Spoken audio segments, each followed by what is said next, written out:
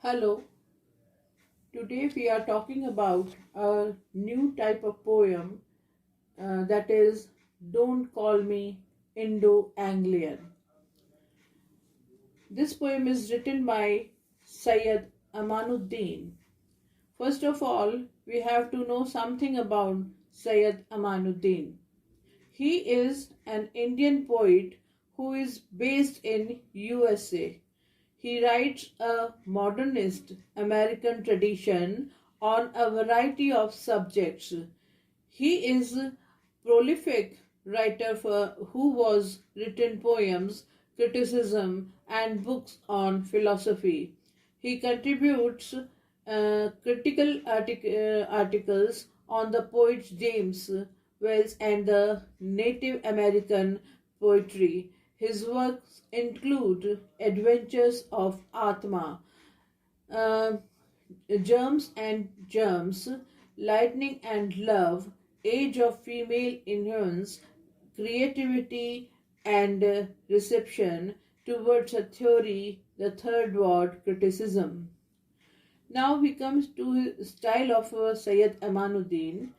He is one of the pronounced individualists of poetic word. His individuality does not separate him from he was worked out method of artistic expressions to capture the individual emotion. He combines traditional values and contempts of convention situations. He is known for typographical distortion and particular lack of punctuation, capitalization, word spacing, the word arrangement. He has used a definite structure to divide his poem into section and stanzas. He was written his poems in usual style without using marks of punctuations and capital letters. He starts a line at the margin and then explains or elaborate it in his lines that follow. Then we come to the poem directly. Sayyid Amanuddin writes and dreams in English, but he does not like to be called Indo-Anglian. He is allergic to the term Indo-Anglian. He does not like to be confused mixture of different things like culture and language. He does not like lack of imagination. He hates to be an unsuccessful affair between an Indian and English. He hates hyphens which are used to join two words together. He calls hyphens artificial bridges between artificial values in the name of race, region, and language. He condemns all hyphenated minds and which are biased products of soul, which are not free from prejudice, ignorance, and superstitions. He denounces all labels and label marks. He does not like to be treated like moon rock specimen to be analyzed, labeled, classified, and stored again and again, then put on a shelf. Amanuddin says that those people who call him Indo-Anglian cloister him with a small group of people and thus segregated him from other great poet. This isolation makes him invalid. The poet introduces some autobiographical content in the poem. He says the river Kaveri flows in his vein. His mind is full of happy association of his goodness, Durga killing the demon, and the musical colorful fountains of Brindavan garden of Mysore. However, he is not confined to the childhood sense. He has broadened his outlook, mastered languages, and divorces truth. He has become enlightened by getting rid of Marlowe prejudice. He has now moved freely like the ocean waves.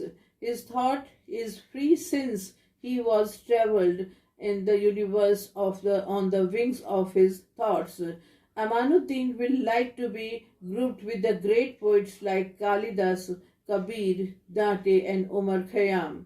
He will undertake a spiritual journey to Inferno and Paradise with Dante. He will meditate with Omar Khayyam on the mathematics of life. He will like to sing songs of love and separation with Ghalib. He will drown with Lippo King's moon's reflection in the river. Finally, the poet says that he writes in English and dreams the language of his speaker and Keats, but he is not Anglo. He is a poet. He has lived under various names, and he is the rich Indian culture heritage of 14th century. He is now simply Amanuddin. Now the question comes, why does Amanuddin write in English? There has been going on a discussion on whether an Indian should write in English or in his mother tongue. Kamala Das, who died in 31st May in 2009 in her poem, an introduction, said that the speaker that she speaks three languages, write in two or dream in one. She writes in English despite objections of certain people and quarters, that she has a strong claim to it, and English comes to her as naturally as carving to the crows or roaring to the lion. That it is competent of convey emotions that his dream and thought, emotions and thoughts. Nazim Izaki is in his poem Background casually says that his dreams gave him word which he chose who writing his poems.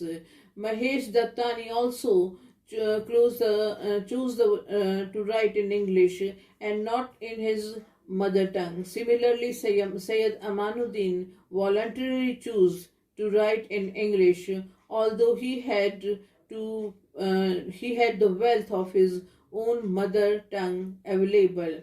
He dreams in his language, in the language of Shakespeare and Keats, and writes in English. But he is not an Anglo, he is a poet. He is now only Amanuddin.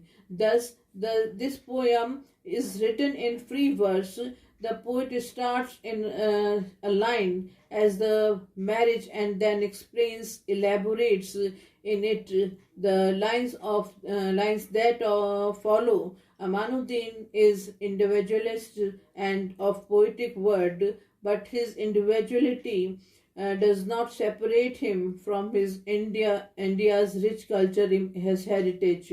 He combines traditional values and contempt for convention. This poem has no mark of punctuation and no capital letters. The poet has used a definite structure to divide the poem into sections and stanzas. He is known for his innovation of word spacing and word arrangement. On the whole, the poem appeals to all Indian readers. Thank you.